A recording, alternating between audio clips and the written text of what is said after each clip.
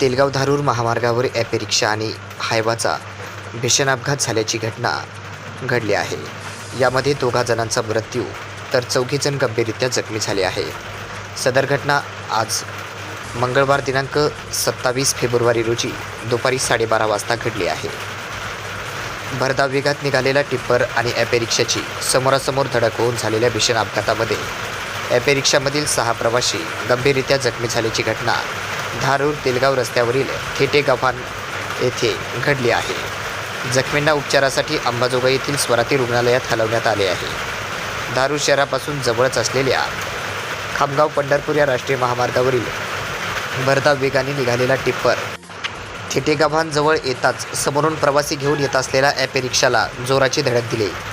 या झालेल्या भीषण अपघातामध्ये ॲपे रिक्षाचा चुरडा झाला असून या प्रवासी रिक्षातून 6 जण प्रवास करत होते. यामध्ये बडे नामक व्यक्ती आणि गवळण तिडके या महिला हे 2 ठार झाले आहेत, तर अन्य 4 हे गंभीररित्या जखमी झाले आहेत. यामध्ये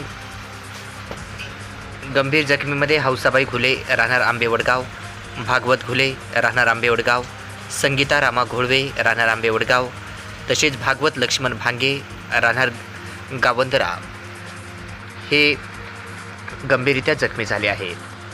त्यांना तात्काळ उपचारासाठी रुग्णालयामध्ये दाखल करण्यात आले. गंगाधर वाल्हे, धारूर.